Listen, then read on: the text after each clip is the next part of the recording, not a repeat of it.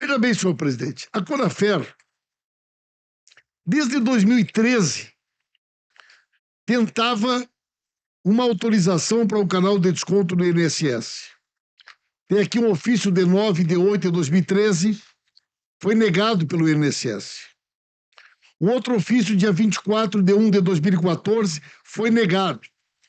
E por que o INSS negava naquela época? Porque a Conafer não era entidade sindical. A Conafer requeria uma autorização para um desconto sindical e não era uma entidade sindical. Em 21 de setembro de 2016, portanto, já no governo Temer, a Dilma já havia sido afastada, 21 de setembro, há uma mudança de posição. Há uma manifestação do INSS dizendo o seguinte: há uma mudança de entendimento. A partir de agora, não será mais necessário o registro de entidade no Ministério do Trabalho, tendo em vista que o desconto hora solicitado é associativo e não sindical. 21 de setembro de 2016, senhor presidente. Foi essa mudança de interpretação do INSS que permitiu que esta entidade e outras entidades não sindicais tivessem direito à ACT, tivessem direito ao chamado canal de desconto. Logo em seguida, 30 de agosto de 2017, é assinado o acordo de cooperação entre Leonardo Mélio Gadelha, presidente do INSS, e o senhor Carlos Roberto. O senhor Carlos Roberto, que está aqui. 2017. Muito bem.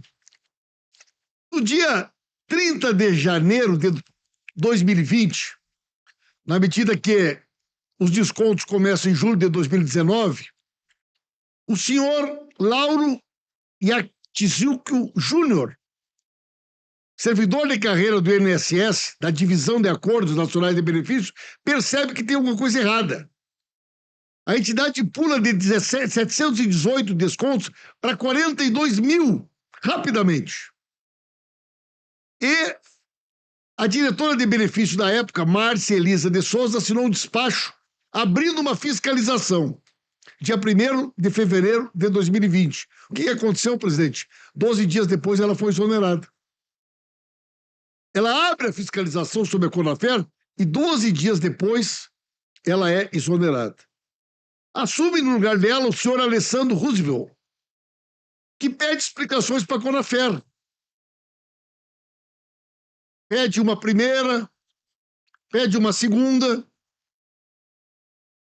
A Conafer é comunicada, e nessa oportunidade ela já tinha 279.520 descontos, 279.520 descontos, já tinha uma arrecadação de quase 7 milhões, e é solicitada a Conafer que informe a lista de beneficiários com a comprovação das autorizações, porque a Conafer informa que não tem como fazer, que não consegue fazer, e pede prazo.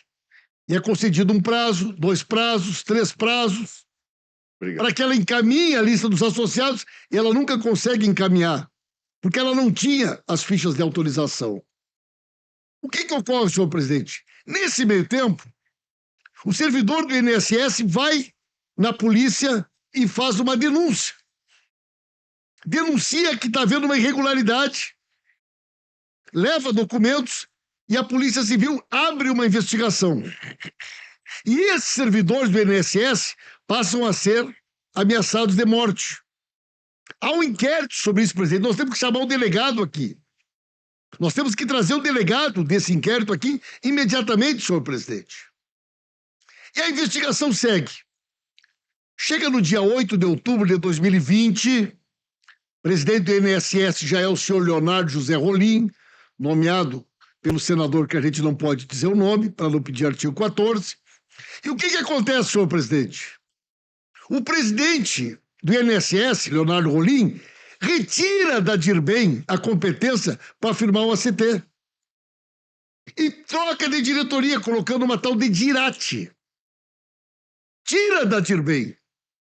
E aí, senhor presidente, avança a negociação e o senhor Leonardo Rolim, no dia 3 de novembro de 2020, devolve para a Conafer, devolve o direito de fazer o ACT e continuar fazendo os descontos. Mas veja que curioso, senhor presidente. Ao mesmo tempo que devolve, com todas as irregularidades, com milhares de denúncias pelo Brasil afora, a Conafer entra com ofício, e o nosso depoente pediu no início hoje que a gente mande um ofício autorizando ele continuar descontando para a Polícia Federal. O nosso depoente encaminha um ofício cobrando a diferença dos valores recebidos e que ele não pôde receber durante o período que ele estava sem o ACT. Ele pede os atrasados, não cobrados durante o período em que o ACT dele estava suspenso. E aí, senhor presidente, você abre um procedimento dentro do INSS e reconhece que o INSS era devedor. Era devedor. Inclusive, uma das coisas que era acusada a entidade era cobrar de pensionistas. Inclusive, foi feito um decreto assinado, na época, pelo Paulo Guedes, pelo Onyx e pelo presidente Bolsonaro, mudando o decreto e permitindo que eles passassem a cobrar das pensionistas para corrigir a irregularidade que eles estavam cobrando de forma ilegal. Nesse momento, a Conafer, inclusive, faz uma carta de agradecimento ao presidente Rolim, José Rolim Guimarães, que reconhece a dívida, senhor presidente, e determina os procedimentos para que sejam pagos os valores.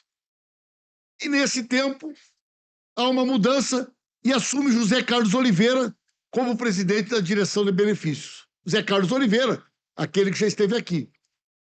O José Carlos Oliveira atualiza os cálculos, atualiza os números e chega à conclusão que a dívida era um pouquinho maior, que a dívida era de 11.861.756.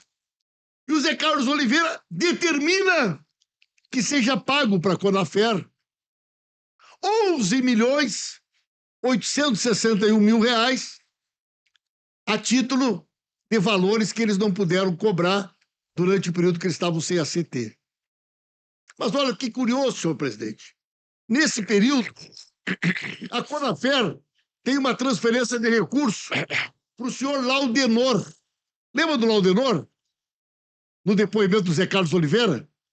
Que ele nos apresentou aqui como faz tudo dele? Comprou a figurinha. No momento em que o Zé Carlos Oliveira determina o pagamento de 11.861.000, a Conafer faz uma transferência para o Laudenor, para o homem de confiança do Zé Carlos Oliveira. O que eu quero mostrar, senhor presidente, que essa organização tomou de assalto o Estado brasileiro. Eu não acredito que esses bilhões de reais tenham sido roubados sem que tenha os autores intelectuais, os mandantes. Quem é que botou essas pessoas na posição de comando?